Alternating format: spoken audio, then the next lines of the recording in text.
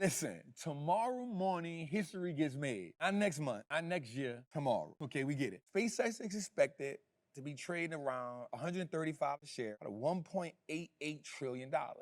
That would make it the largest IPO in history. And while everybody's focused on Elon Musk becoming the world's first trillionaire, I think we need to look at that story a different way. Because there's something happening behind the scenes with SpaceX and the other indices that most investors have missed completely. S&P 500 refused to fast-track SpaceX in its index. But the Nasdaq, they opened the door, which means millions and millions of dollars could be forced into SpaceX through index funds and ETFs. This is why the market sold off. But nobody understood it. And if you understand what is happening before the opening bell, then you may understand why the next wave of money, where it can flow at. So in this video, I'm gonna break down something that's critical for us because SpaceX is gonna shift how Wall Street is moving. So we're gonna break down what SpaceX actually does, why Wall Street is so excited, why Starlink may be the most important business inside the company, why this IPO could explode, but why I still might not invest in an IPO. How the Nasdaq's decision, the decision that the Nasdaq made is gonna change everything. And companies, I believe, will benefit from SpaceX. So make sure you like, subscribe, and help me get this video to 2,000 likes.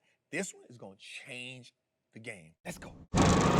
The biggest IPO in history. Well, most people think that SpaceX is just rockets, and we know they're wrong because SpaceX has become 3 businesses under one roof. And I've never seen nobody break it down like this. Starlink, launching services, and Grunk, which is their AI. Now, investors aren't bidding on the rocket company. That's just a thing that gets everybody's attention. They're bidding on the entire ecosystem. Okay, let me make that make sense to you. If you don't understand the ecosystem, you won't understand why Wall Street is willing to pay $1.7 trillion. Let's think about it. One, Starlink is the real business. Starlink, well, it's recurring revenue, so people pay every month. That's right, every month. Unlike launches from rockets, unlike satellites, unlike government contracts, well, government contracts can happen like that, but monthly reoccurring revenue because they have consumer internet, they have aviation internet, they have maritime. If you don't know what that is, that's the ocean internet. They have enterprise internet and direct to sell opportunity. Remember, you got planes and you got ships that are already saying we need that. So let me make the comparison. Tesla sells cars, Netflix sells subscription.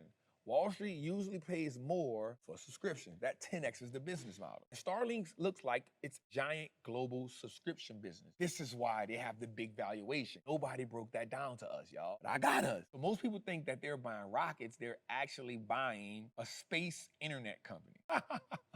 Now, then you have the launching business. So this business is what you launch. So they have the rockets launching into the infrastructure. That's the infrastructure part of the business, right? And then every satellite company needs access to space. So you have NASA, defense, commercial companies, telecom, research businesses. So that's a whole nother business model. Think before SpaceX, you launch a rocket and you throw it away. But after SpaceX, you launch it and then it gets reused. So now you get cheaper access to space. This is why SpaceX will dominate the launching business. They're about 8 years ahead of Jeff Bezos with Blue Origin because they just keep blowing everything up every time they try to. Then you have the Starship business.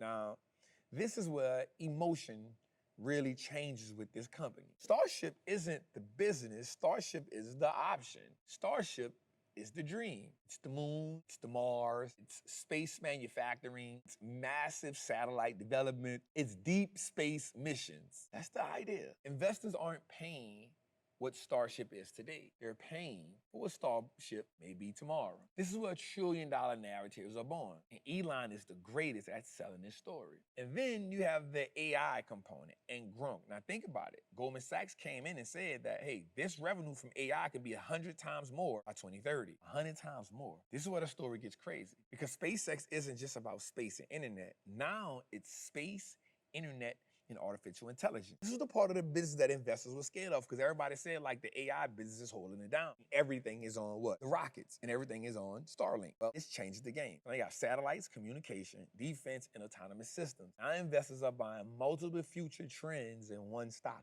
This is what makes SpaceX so important. Multiple different trends in one stock. Why the S&P said no? This to me is critical. A lot of people saw the headlines, but very few people understood them. We're gonna break that down. So the S&P said, no, not yet. We don't know if you can be a part of this. But the Nasdaq, which is a business, said, come in. Of course we'll put you on here. So when a stock enters an index, funds that track those indexes may have to buy shares. Not because they love the company, not because they research it, but because the rules require them to. That's why investors are paying attention. This creates additional demand. This is why the market had sold off, right? Especially with only limited amount of shares available. And so we know Elon Musk has been on his roadshow trying to get investors in, but when the S&P said no, that was $18 billion that didn't get put into it. Well, now with the QQ doing it, is. Now, I personally believe the opening excitement could be massive. I personally believe demand could be massive. Personally believe that in the future, this will be one of the greatest stocks we've ever seen.